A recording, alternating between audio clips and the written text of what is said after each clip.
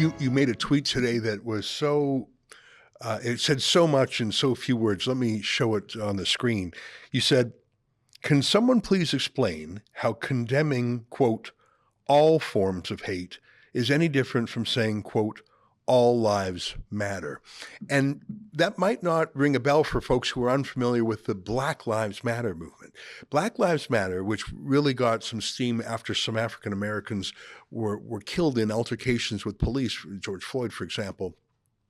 And the Black community, or at least a part of the community, would cry out and say, this is anti-Black racism. Our people are hurting. This is wounding. This is racism. And we can argue details over cases like George Floyd, but what they wanted is for people to say, yes, we understand your pain as the Black community. And, a lot of people, including on the right, would say, look, all lives matter. But I know that some people who were grieving a particular instance that they thought was racist said, there's a crisis right now involving a Black man who was just killed, and you're telling me, no, everything counts the same. I just need you to say for 1 second that Black Lives Matter. That was the argument.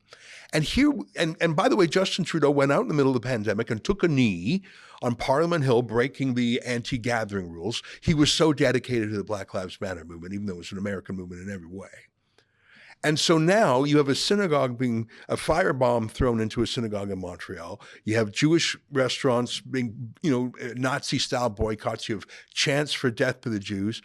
And Trudeau and all the others cannot say anti-Semitism is wrong, period. They just always append and Islamophobia too, and all forms of racism. They just can't say it. And I think it's to dilute and diminish what's going on. And there was a Jewish protester for Israel who was murdered in Los Angeles yesterday. He was killed. And we just, I don't want any Muslims in North America killed. I don't want Muslim business to be boycotted. I don't want Muslim schools to be targeted as Jewish schools have been targeted. But there's something really creepy about political leaders. Justin Trudeau is amongst the worst, who will not say, I'm against anti-Semitism, period, when they're asked about a synagogue being torched. Why are they tacking on the Islamophobia part other than to water down and remove the truth of what we have had? A torrent of anti-Semitism over the last month. And I think there's something creepy about politicians who won't acknowledge that. I don't know, maybe I'm being too sensitive. No, I think you're right. It's almost become like comical to see it. It's like we're seeing an unprecedented level of harassment and targeting of Jewish people in Canada and the United States.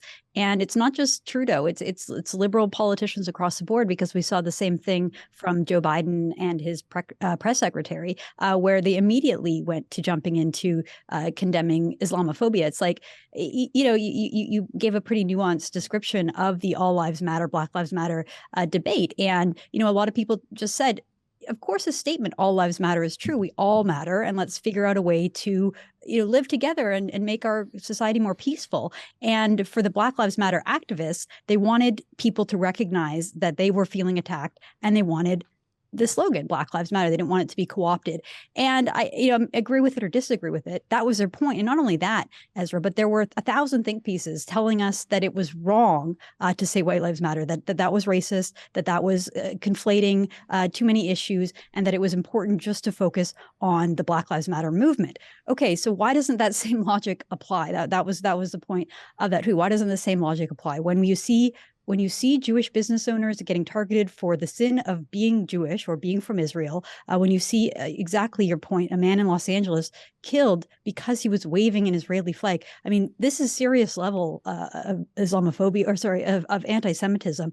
And I just don't see that against Muslims. Maybe it's there. Maybe I'm just, missing it.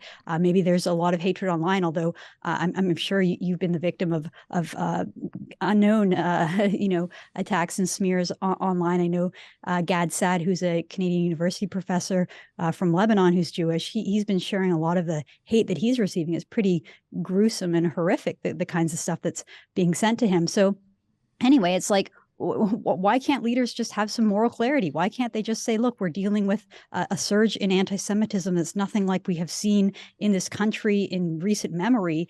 Let's all work together to address that and stop that. Instead, I think it has to do with pandering and votes and making sure that they're not alienating the people that they know will vote for them. But it's disappointing, Ezra. And I think that at this moment in time in Canada, it's important for leaders to specifically name the problem, to discuss what it is that we're facing. Mhm. And in this moment in time, there's no doubt that anti-Semitism is, I think, the biggest problem in Canada right now.